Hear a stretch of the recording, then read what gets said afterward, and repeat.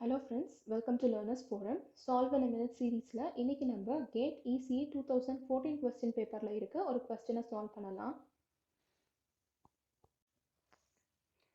A causal LTI system has zero initial conditions and impulse response h of t. Input and output are given by ஒரு equation நமக்கு கொடுத்திருக்காங்க and let g of t அப்படின்னு இன்னொரு signal நம்ம define பண்ணியிருக்காங்க. இப்போ இந்த g of tக்கு Laplace transform எடுத்தோம் அப்படின்னா நமக்கு g of sன்னு கிடைக்கும். அதனுடைய நம்பர் ஆஃப் போல்ஸ் என்ன அப்படிங்கிறது தான் நமக்கு கொஸ்டினில் கேட்டிருக்காங்க. ஸோ இதை ஃபர்ஸ்ட் நம்ம சால்வ் பண்ணி பார்க்கலாம். அதுக்கு நம்ம ஃபர்ஸ்ட் என்ன பண்ணலாம் அப்படின்னா கொடுத்துருக்க இந்த டிஃப்ரென்ஷியல் ஈக்குவேஷனுக்கு நம்ம லாப்லாஸ் ட்ரான்ஸ்ஃபார்ம் அப்ளை பண்ணி ட்ரான்ஸ்ஃபர் ஃபங்க்ஷனை ஃபர்ஸ்ட் நம்ம ஐடென்டிஃபை பண்ணிக்கலாம். ஸோ இப்போ இதில் பார்த்தீங்கன்னா நமக்கு ஜீரோ இனிஷியல் கண்டிஷன்ஸ் அப்படின்னு தான் கொடுத்துருக்காங்க. ஸோ நம்ம யூஸ் பண்ண வேண்டிய ஐடென்டிட்டி என்ன அப்படின்னா d power n divided by dt power n x of t or y of t நம்ம எது எடுத்துக்கிறோமோ அந்த பொறுத்து இதுக்கு லாப்லாஸ் ட்ரான்ஸ்ஃபார்ம் எடுத்தோம் அப்படின்னா நமக்கு s power n into x of s அப்படின்ட்டு மாறும். ஸோ இந்த ஐடென்டிட்டியை யூஸ் பண்ணி இப்போ இந்த ஈக்குவேஷனை நம்ம ரீப்ளேஸ் பண்ணோம் அப்படின்னா s square y of s plus alpha into s into y of s plus alpha square y of s is equal to x of s அப்படின்னு கிடைக்கும். இதில் y of s நம்ம கிளப் பண்ணோம் அப்படின்னா s square plus alpha s plus alpha square is equal to x of s அப்படின்னு கிடைக்கும்.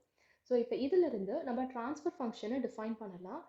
h of s வந்து எப்படி டிஃபைன் பண்ணலாம் அப்படின்னா y of s by x of s அப்படிங்கிறது தான் which is equal to இப்போ அதுக்கேற்ற மாதிரி இதை ரீரைட் பண்ணோம் அப்படின்னா நமக்கு 1 by s square plus alpha s plus alpha square அப்படின்னு கிடைக்கும். இது வந்து நமக்கு ஃபர்ஸ்ட் கொடுத்துருக்க ஈக்குவேஷனில் இருந்து இப்போ நெக்ஸ்ட் என்ன பண்ணலாம் அப்படின்னா கொடுத்துருக்க புது சிக்னல் g of tயை நம்ம டிஃபைன் பண்ணலாம். ஸோ இதை சால்வ் பண்ணுறதுக்கு நமக்கு என்ன ஐடென்டிட்டி தெரிஞ்சிருக்கணும் அப்படின்னா integral 0 to t x of t into dtக்கு நம்ம லாப்லாஸ் ட்ரான்ஸ்ஃபார்ம் எடுக்கும்போது x of s divided by s அப்படின்னு கிடைக்கும். ஸோ இதை தான் நம்ம இந்த சிக்னலுக்கு யூஸ் பண்ண போகிறோம்.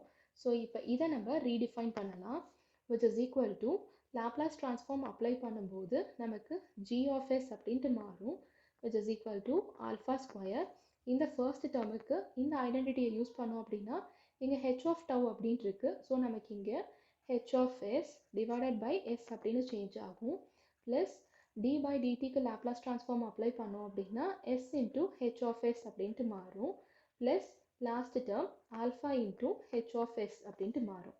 இப்போ இதில் h of s நம்ம கம்பைன் பண்ணோம் அப்படின்னா h of s into alpha square by s plus s plus alpha அப்படின்ட்டு மாறும். இதில் நம்ம இந்த s-ஐ LCM எடுத்துக்கலாம். அப்போ நமக்கு எப்படி மாறும் அப்படின்னா h of s into alpha square plus s square plus alpha s divided by s அப்படின்ட்டு மாறும். ஸோ இதையும் கம்பேர் பண்ணி பார்த்தோம் அப்படின்னா நமக்கு சேமாக தான் இருக்குது.